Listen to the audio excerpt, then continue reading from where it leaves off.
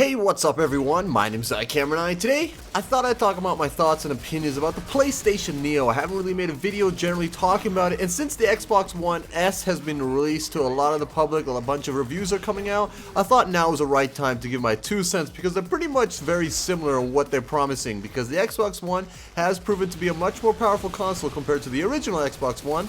So I thought I'd give my opinions on the PlayStation 4 Neo, or whatever they decide to call it. But hey guys, if you're new to the channel, before we get straight into the video, I upload twice a video a day. One in the morning regarding news or general topics, and then one in the afternoon with digital Let's Play. Right now I'm continuing the Batman, I'm doing some World at War and Modern Warfare 2 Let's Plays. So if you're into that kind of thing, be sure to click the red subscribe button.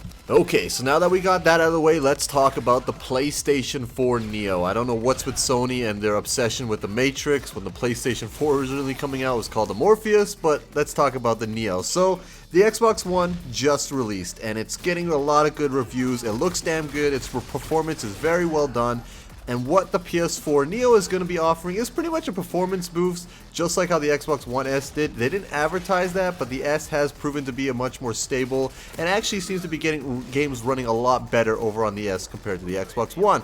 But the PS4, I guess, was like rumored to be like 25% better, and was going to be pretty much dramatically a lot better than the PS4, which made a lot of people upset. But personally, I do believe that this console was actually supposed to be announced at this year's E3.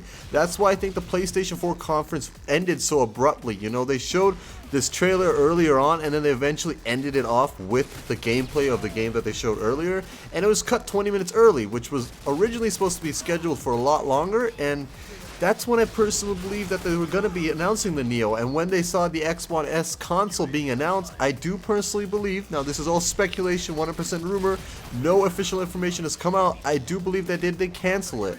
And they are probably working on a much more improved PlayStation, not just what the Neo was, but a better version of it, because of what they saw with Scorpio. Now, Scorpio is going to be the console that we're going to be getting some more information later, but is rumored to be released next holiday season, which is going to be like, I guess, 3 times more powerful than the Xbox One, which is pretty insane how we've only had these consoles for about 3 years and we're already looking at huge improvements. And from all the feedback that I'm seeing online regarding the PlayStation Neo, I'm seeing a lot of people who bought the PS4 like day one. Pretty much that's me and millions of other people lined up for this console. I can feel where they're coming from, but they're going to think that the PS4 is going to be pushed to the side and Neo's going to take the spotlight. Now, Sony has yet to confirm any kind of specs, release date whatsoever, the PS4 Neo. Basically, they have confirmed that it is a real thing and we'll be hearing about it in the future, but right now everything's speculation. So if the console is a definite improvement, are we going to be really losing out on the PlayStation Neo? Well, we have yet to see, because both platforms are doing this and we are both going to have to adjust. We got the Xbox One S out. That pretty much puts it on par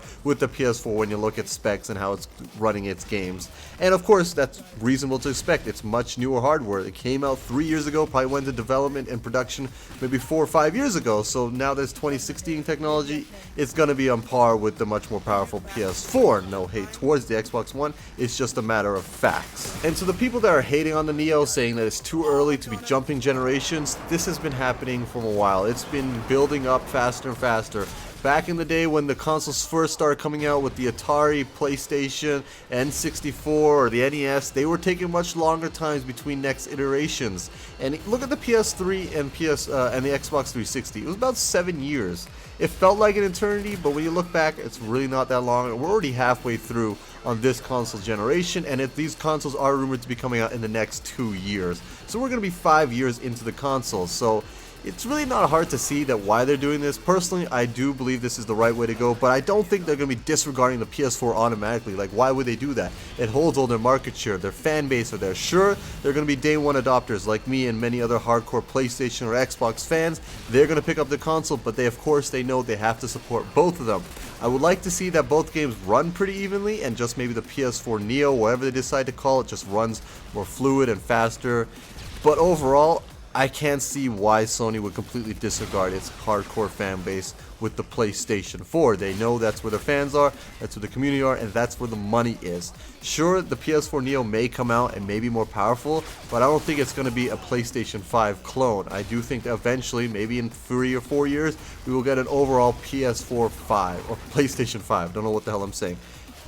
And I'm not exactly surprised at all on how fast this console is turning around so far. The Xbox One S and the PlayStation 4 Neo do seems like some likely outcomes that should have happened.